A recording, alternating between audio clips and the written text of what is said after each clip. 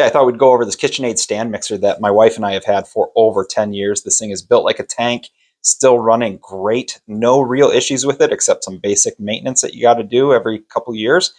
But yeah, let's take a look at how this thing works. So first of all, it's got a lock and unlock feature here. So right here, I can lift this up. Here I cannot, it's locked in place. The bowl also locks into place by twisting it. So with the handle twisted that way, it locks. To unlock it, you pull the handle towards yourself and you can lift the bowl out. You can replace it like that. There are 3 different attachments that it comes with: a hook, a whisk, and then this paddle here. And to attach one of those things, it's got a keyhole slot here and then a little peg right here that you can see. And so you're going to go ahead and slide that on. It only goes on one way. Push into the unit, twist, and let go. And it's on there, locked in place. To remove it, simply push into the unit, twist the opposite direction, and pull off.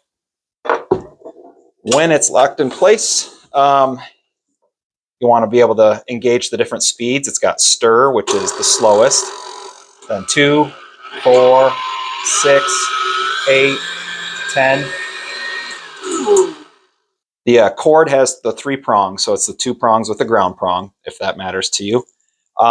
The basic maintenance that you're going to come across. After about 4 years of owning this, you're going to look down in the bowl at some point when you go to use this, and you're going to see this black or brownish grease. And what that is the grease up here in the gearbox has started to separate. That is a normal process for grease. It just happens, especially when it's not being used. It just separates when it's not getting mixed around. So if this sits in storage for a few months without using, that's going to happen.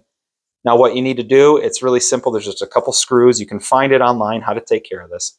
You're going to basically remove the top here. You're going to see all of the gears inside, and you're going to clean out all of the old grease, like 80, 90% of it, whatever you can get easily. And then you're going to get yourself some food safe grease. And this is what I have here. We do this about every 2-3 years. And then you're just going to pack this grease into the gears. And then it's good to go. Cycle it a couple times and you're ready to rock and roll. So while you are here, I thought I'd show a quick banana bread recipe, and you can follow along really quickly, and we're going to use a stand mixer and see how this thing turns out. This is my favorite recipe, really quick and easy, and really, really tasty. The whole family will love it. Let's get started. We're going to start off with 3 ripe bananas, 1 cup of sugar, and 1 egg.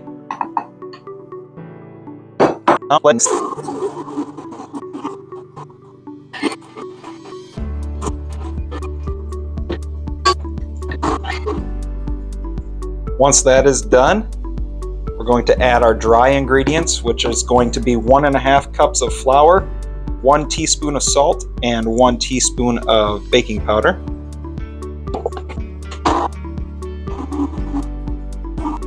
And finally, I will drizzle in a stick of butter.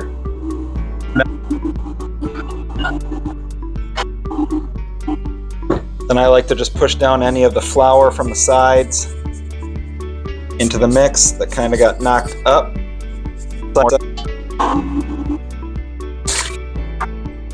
I also like to add a couple drops of vanilla extract.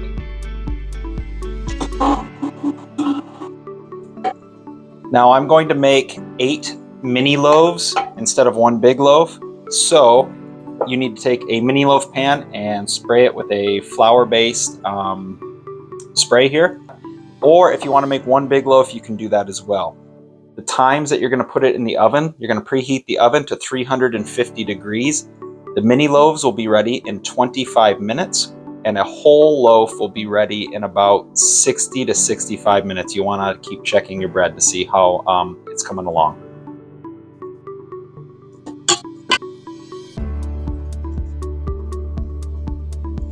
And now we're going to use some cinnamon and then brown sugar to put a layer on top of all of these.